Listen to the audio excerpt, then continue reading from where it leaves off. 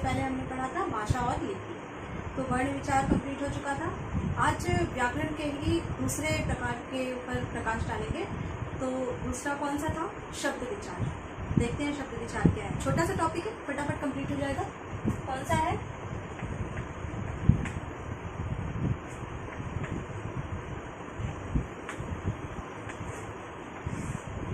शब्द विचार। ठीक है, शब्द विचार क्या होता है? शब्द क्या होता है? सबसे पहले हम देखते हैं शब्द। शब्द क्या होता है? दो या दो से अधिक वर्णों के अर्थपूर्ण मेल को शब्द कहते हैं। जब दो वर्ण, जैसे एक वर्ण हो गया घ प्लस र इज इक्वल टू घ, जैसे क प्लस र इज इक्वल टू कर। एक वर्ण ये हो गया, एक वर्ण ये हो गया। कर का अर्थ क्या होता है? करना। एक कर का अर्थ होता है हाँ। तो अर्थपूर्ण संयोग है, ये अर्थपूर्ण मेल है, तो इसको क्या बोलते हैं हम? शब्द। ठीक है, अब मैंने भी बोला था उसमें कि वर्ण विच्छेद करेंगे, तो वर्ण विच्छेद के साथ मैं आपको शब्द की रचना करके दिखाऊंगी। जैसे हमने लिखा ओ प में अ, हर व्यंजन के आगे बाय डिफॉल्ट अ लगा होता है। बाय डिफॉल्ट लगा होता है। अगर हमने उसमें कोई मात्रा लगाई है वो मात्रा लगी होती है, लेकिन अगर हमने कोई मात्रा नहीं लगाई है तो अ बाय डिफॉल्ट उसमें अपने आप से ही जुड़ा होता है। प्लस व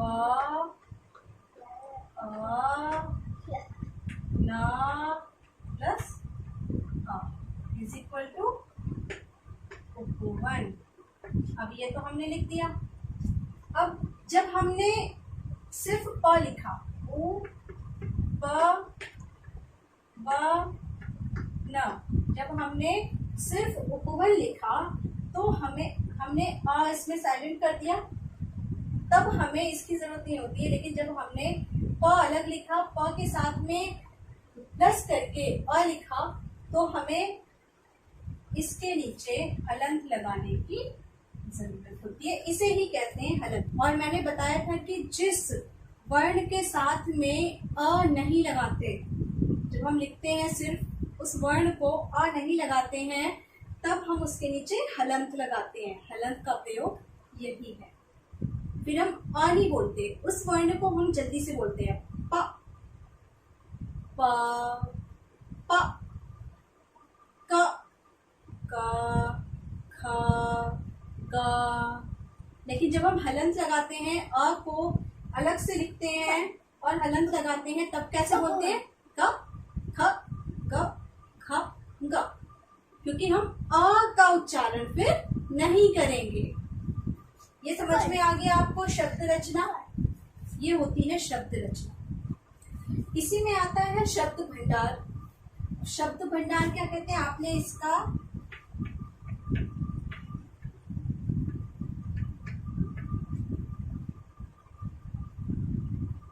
इंग्लिश वर्ड सुना होगा। शब्द भंडार को इंग्लिश में कहते हैं वोकैबुलरी।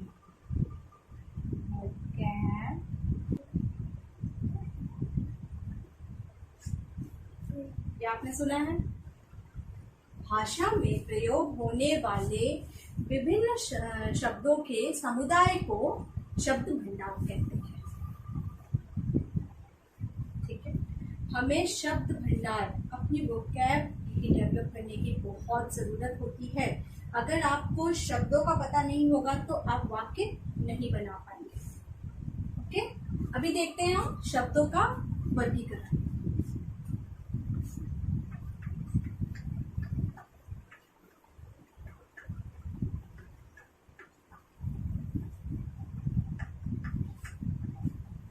शब्दों का वर्गीकरण दो प्रकार से होता है।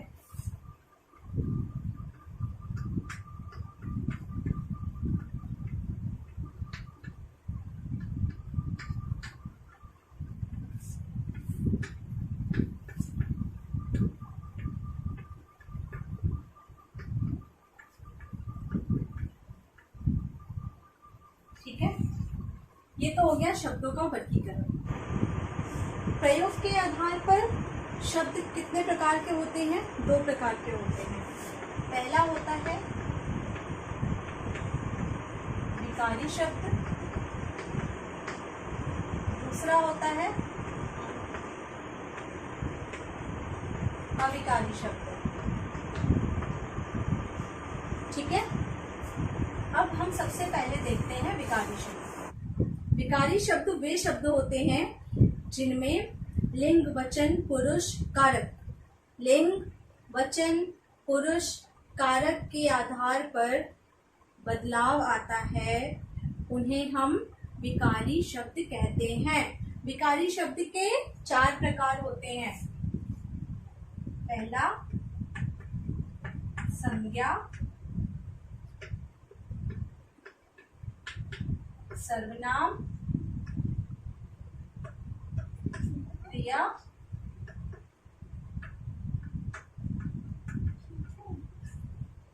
विशेषण। ठीक है, ये विकारी शब्द के 4 प्रकार हैं। विकारी शब्द वो होते हैं जिनमें लिंग, वचन, कारक, पुरुष के अकॉर्डिंग बदलाव होता है शब्दों में। ठीक है, और अविकारी शब्द कौन से होते हैं?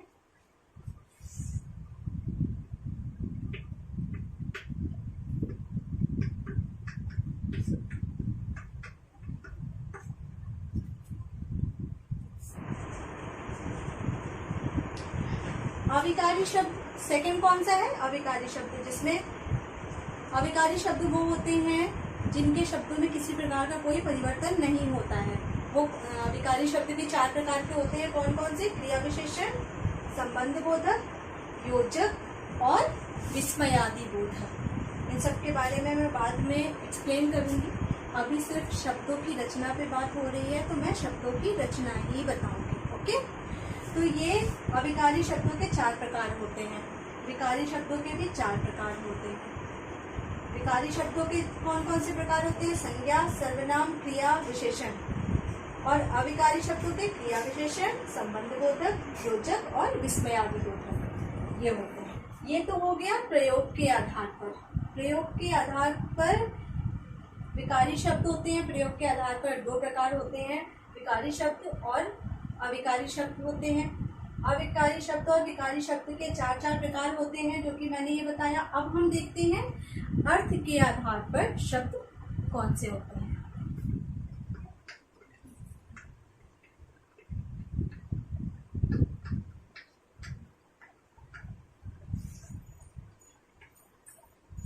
एक होता है सार्थक शब्द,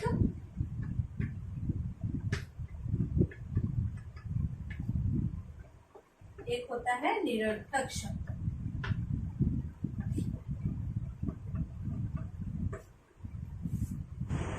सार्थक शब्द कौन से होते हैं? सार्थक शब्द होते हैं जिन शब्दों का कुछ अर्थ होता है, जैसे कलम, पुस्तक, ये शब्द होते हैं जो एक ही होते हैं, उनका कुछ अर्थ निकलता है। निरर्थक शब्द कौन से होते हैं? जैसे चाय, वाय, लोटा, बोटा।